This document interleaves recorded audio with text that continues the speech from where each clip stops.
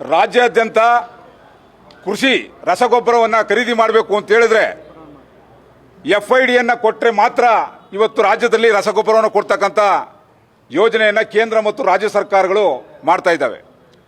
ಇವತ್ತು ಸಾಂಕೇತಿಕವಾಗಿ ರಸಗೊಬ್ಬರ ಖರೀದಿಗೆ FIDಯನ್ನು ತಾತ್ಕಾಲಿಕವಾಗಿ ಎಲ್ಲ ಸಂಪೂರ್ಣವಾಗಿ ಕೈ ಬಿಡಬೇಕು ಅಂತೇಳಿ ನಮ್ಮ ಒತ್ತಾಯ. ಯಾಕೆ ಅಂತ ಹೇಳಿದ್ರೆ ಸಾಗುವಳಿ ಚೀಟಿ ಮಾಡ್ತಕ್ಕಂಥವ್ರಿಗೆ ಖಾತೆ ಇಲ್ಲ. ರಾಜ್ಯದಲ್ಲಿ ಸುಮಾರು 20% ಜನಕ್ಕೆ ಇನ್ನೂ ಪೌತಿ ಖಾತೆನೇ ಆಗಿಲ್ಲ. ಮತ್ತೆ ಸಾಗುವಳಿ ಗುತ್ತಿಗೆ ಮಾಡ್ತಕ್ಕಂಥವ್ರಿಗೆ ರಸಗೊಬ್ಬರ ಸಿಗ್ತಾ ಇಲ್ಲ.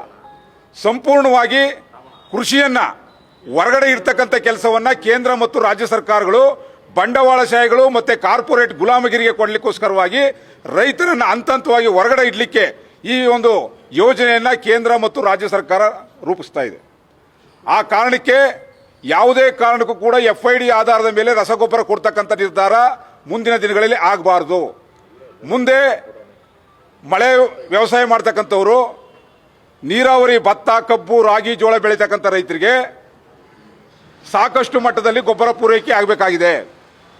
ರಾಷ್ಟ್ರದಲ್ಲಿ ಸುಮಾರು 2 ಲಕ್ಷ ಮೆಟ್ರಿಕ್ ಟನ್ಗಿಂತ ಹೆಚ್ಚು ಯೂರಿಯಾ ಬೇಕಾಗಿದೆ.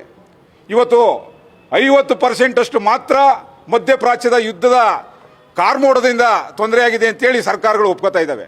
ಅಂದರೆ ರಾಜ್ಯ ಮತ್ತು ಕೇಂದ್ರ ಸರ್ಕಾರ ತನ್ನ ರಸಗೊಬ್ಬರ ಪೂರೈಕೆ ಮಾಡ್ತಕ್ಕಂಥದ್ದಲ್ಲಿ ವಿಫಲರಾಗಿ ಈ ರೀತಿ ತಂತ್ರಜ್ಞಾನವನ್ನು ತಂದು ಕೃಷಿಗೆ ಅಡೆತಡೆಯನ್ನು ಮಾಡ್ತಕ್ಕಂಥ ಕೆಲಸವನ್ನು ನರೇಂದ್ರ ಮೋದಿ ಮತ್ತು ಸಿದ್ದರಾಮಯ್ಯ ಈ ರಾಜ್ಯದ ಕೃಷಿ ಸಚಿವರಲ್ಲ, ಈ ರಾಜ್ಯದಲ್ಲಿ ಇರ್ತಕ್ಕಂಥವ್ರು ನುಸಿ ಸಚಿವರು, ಕೃಷಿಯನ್ನು ನಾಶ ಮಾಡ್ತಕ್ಕಂಥ ಸಚಿವ ಇದ್ದಾನೆ ಅಂತ ಹೇಳಿದ್ರೆ ರಾಜ್ಯದಲ್ಲಿ ಚೆಲುವನಾರಾಯಣ ಸ್ವಾಮಿ ಅಂತಕ್ಕಂಥ ಕೃಷಿ ಸಚಿವ ನುಸಿ ಮಾಡಲಿಕ್ಕೆ ಹೊಡಿತಾನೆ ಕೃಷಿನೀಗ.